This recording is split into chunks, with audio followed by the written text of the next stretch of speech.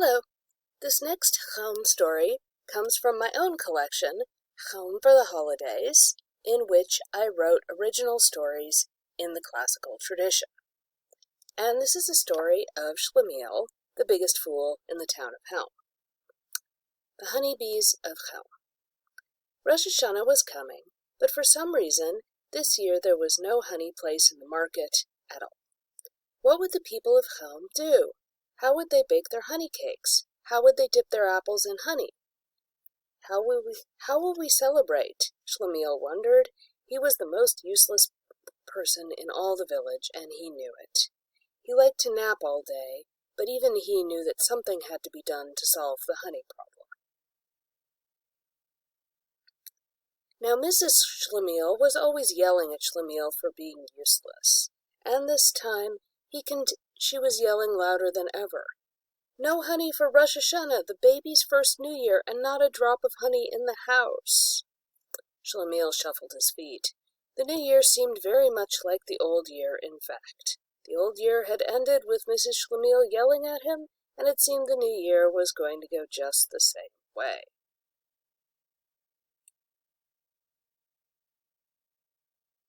Schlemiel paced. There had to be something he could do. Perhaps if there was no honey in the marketplace, he could find some.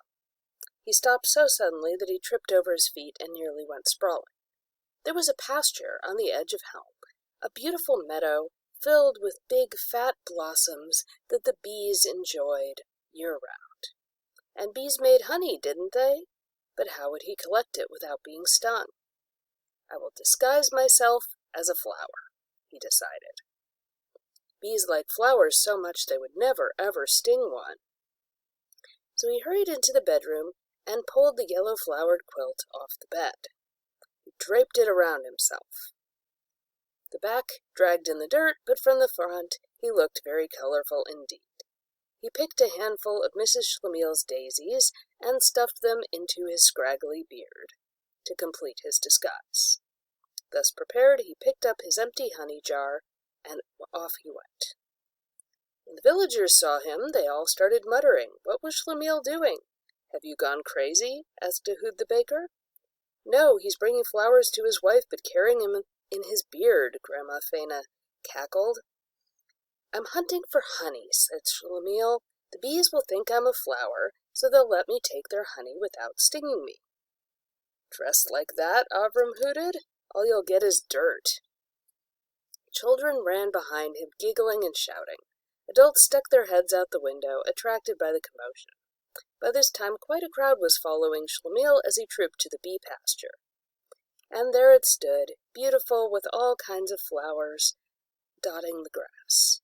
The bees were buzzing in fuzzy yellow spirals all around. Ignore him, bees, he's just a flower, called little Zipporah. Soon everyone started taking up the cry. Schlemiel clutched his jar with its honey scoop inside and waited. Bees, meanwhile, zipped around him in confused circles.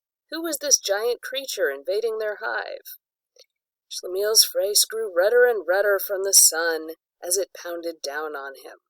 And as it grew redder, the bees couldn't help but spot it. One of the boldest flew at him, aiming straight for his bulbous, sunburned nose. With a shriek, Schlemiel swatted the bee away. Too late. His nose bulged to twice its normal size, throbbing from the painful bee sting. Schlemiel turned and dashed for home, with the entire angry swarm of bees behind him. And this is the cover image. Delightful. It was a hilarious sight. Schlemiel raced through the fields, pudgy arms pumping, flushed face sweating, red nose throbbing. His beard flew in his face, nearly masking the swollen nose and covering his eyes. Daisies from his beard scattered in all directions. Mrs. Schlemiel's yellow-flowered bedspread flapped behind him like a bedraggled cape. Following him came the swarm of bees, all intent on puncturing his backside. How he ran! How they flew! At last, Schlemiel reached his house, flung open the door, raced inside, and slammed it before a single bee could follow him in. However, in his quest he had not gotten any honey. only gotten stung and chased by an entire hive full of bees. As he sat there, slumped and miserable, his wife continued wailing. "The baby's first Rosh Hashana and no honey! Ruined! Ruined!" Her sobs pulsed in time with Shlemiel's aching nose until he was ready to cry himself, and there was still no honey for the holiday. Suddenly a knock came at the door. Very cautiously, Shlemiel opened it just a crack. Bees had never knocked on his door before, but there was a first time for everything. It wasn't the bees. It was his neighbors. Ehud held out a large jar. "We brought you your honey," he said, "and you definitely earned it. Lashana Tova. Have a good New Year." "Where did you get honey?" Shlemiel asked. "Don't you need it? Did you go to a different village for it?" "Oh, it's not our honey, it's yours," said Ehud. "After you led all the bees away, we got to go and harvest the honey without any of them bothering us. It was a wonderful idea. In fact, we should do it again next year."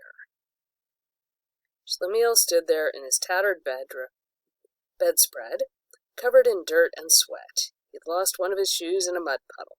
A few drooping daisies hung from his tangled beard. The bee sting on his nose throbbed.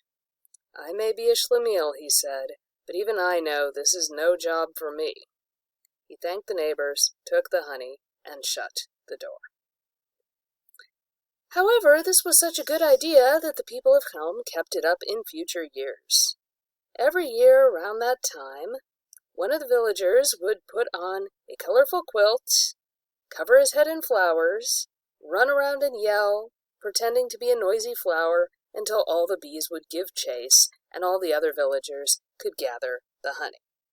And each Rosh Hashana, Shlemiel could be found under his kitchen table, wearing an old bathrobe with a protective bucket over his head to guard his vulnerable